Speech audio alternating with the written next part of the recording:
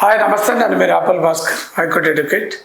ముఖ్యంగా చాలామంది తమ యొక్క అవసరాల కోసం ఇండ్లు, ప్లాట్లు, వ్యవసాయ భూములు, అపార్ట్మెంట్లు, రకరకాల ఎసెట్స్ని, విలాలతో సహా ఎసెట్స్ని కొనుగోలు చేయడానికి జరుగుతాం. అయితే కొనుగోలు చేసేటప్పుడు కొనుగోలు చేసిన తర్వాత రిజిస్ట్రేషన్స్, సేల్ డీడ్లు, గిఫ్ట్ డీడ్లు, లేదు మార్టిగేజ్ డీడ్లు, రకరకాల డీడ్లని తీసుకొని వాటి ద్వారా మన ఆస్తులు సంక్రమించుకోవడానికి జరుగుతాం. అయితే అకస్మాత్తుగా కొన్ని సందర్భాలలో ఆస్తులకు సంబంధించినటువంటి ఒరిజినల్ సేల్ డీడ్లు, గిఫ్ట్ డీడ్లు పోతూ ఉన్నాయి. పోతున్నప్పుడు ఏం చేయాలని అర్థం కాక చాలామంది తమ యొక్క ఆస్తుల్ని సగం ధరకే, లేదు 60 పైసల రేటుకు, 70 పైసల రేటుకు అమ్ముకొని పోతూ ఉంటారు.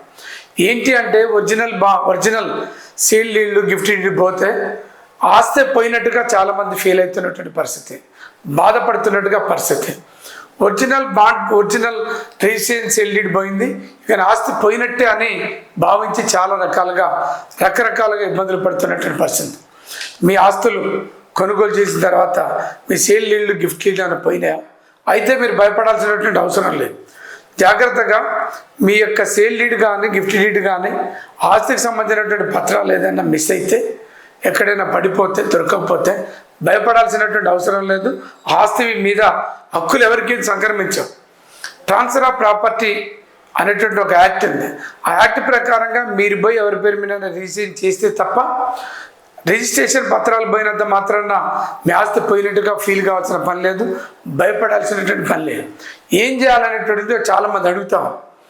ముఖ్యంగా మీ ఆస్తి పత్రాలు పోయినప్పుడు మీరు ఎక్కడైతే నివాసం ఉంటారో ఆ ప్రాంతంలో లేదు మీ యొక్క ఆస్తి పత్రాలు ఎక్కడైతే మిస్ప్లేస్ అయినాయో, మీరు మిస్ప్లేస్ అయినటువంటి ప్రాంతంలో ఏ పోలీస్ స్టేషన్ ఉందో మీరు చూసుకోండి. ఆ పోలీస్ స్టేషన్కు పరిధిలో కానీ, మీరు ఉంటున్నటువంటి ప్రాంతంలో కానీ ఒక మీ సేవ సెంటర్కి పోయి ఒక మీ సేవలో మీరు ఒక అప్లికేషన్ పెట్టండి. ఏమని?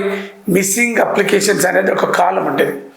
మీరు కాక దాని కింద దరఖాస్తు పెడితే, మీ సేవ సెంటర్కి పోయి ఒక ఆన్లైన్ అప్లికేషన్ పెడితే, మీ ప్లేస్ ఉంటున్నటువంటి ప్రాంతంలో ఏ పోలీస్ స్టేషన్ ఉందో ఆ పోలీస్ స్టేషన్కు సంబంధిత మీ సేవ అధికారులు మీ యొక్క ఆన్లైన్ అప్లికేషన్ని పంపడం అనేది జరుగుతుంది.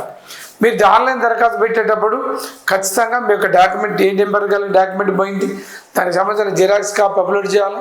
ఎప్పుడు పోయింది, ఎక్కడ పోయింది, ఎలా పోయింది, జిరాక్స్ తీస్తే పోతుందా, బస్సులో పోతుంటే పోయిందా, లేకపోతే ఇంకా ఇంట్లో ఏదైనా ట్రాన్స్పోర్ట్ సమయాలలో మిస్ అయిందా, ఇల్లు షిఫ్ట్ చేసేటప్పుడు మిస్ అయిందా, ఇట్లా కారణాలు పేర్కొంటూ మీరు కాక ఒక దరఖాస్తుని మీ సేవలో ఆన్లైన్ అప్లికేషన్ పెడితే సంబంధిత పోలీస్ స్టేషన్కు ఆ దరఖాస్తుని రిఫర్ చేయటం అనేది జరుగుతుంది. సంబంధిత పోలీసులు వచ్చి మీతోటి విచారణ చేస్తారు. ఎక్కడ పోయింది, ఎలా పోయింది, దాన్ని ట్రేస్ అవుట్ చేయడానికి కావాల్సిన ప్రయత్నాలన్నీ చేస్తారు. ఎలాగో దొరకదు, ఎక్కడో మిస్ అయింది కాబట్టి దొరకదు. పోలీసులు ఏం చేస్తారంటే మిస్సింగ్ అయినటువంటి డాక్యుమెంటు నాట్ ట్రేసబుల్ అనేటటువంటి పేరుతోటి ఒక సర్టిఫికేట్ని మీకు ఇవ్వడం అనేది జరుగుతుంది. ఒక ఎఫ్ఐఆర్ గుంచుతారు. ఎఫ్ఐఆర్ గురించి విచారణ చేస్తారు. విచారణ చేసిన తర్వాత ఎట్లాగో డాక్యుమెంట్ దొరకదు కాబట్టిగా నాట్ ట్రేసింగ్ అనేటటువంటి ఒక పేరుతోటి సర్టిఫికేట్ ఇస్తారు.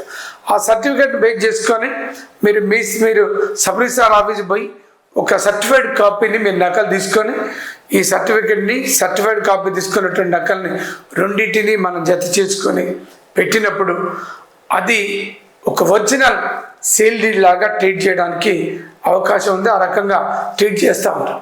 అట్లాంటి సందర్భాలలో మనం ఉండేటటువంటి ఆస్తిని రిజిస్ట్రేషన్ చేయడానికి, గిఫ్ట్ చేయడానికి, ట్రాన్స్ఫర్ చేయడానికి మనం ఎవరికైనా నమ్మిపోతే సబ్ రిజిస్ట్రార్లు ఒరిజినల్ లేదు అనేటటువంటి పేరుతోటి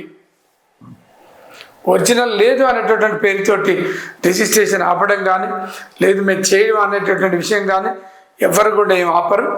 మీ యొక్క ఒరిజినల్ సేల్ డీడ్కు సర్టిఫైడ్ కాపీ ద్వారా, అంటే ఎఫ్ఐఆర్ చేయించుకొని ఎఫ్ఐఆర్ ద్వారా సర్టిఫైడ్ కాపీ తీసుకుంటున్నటువంటి ఆ డాక్యుమెంట్కు తేడా లేకుండా ట్రీట్ చేయడానికి రెవెన్యూ అధికారులకు, తర్వాత సబ్ రిజిస్ట్రార్ అధికారులకు ఆదేశాలు రావటం అనేది జరుగుతుంది.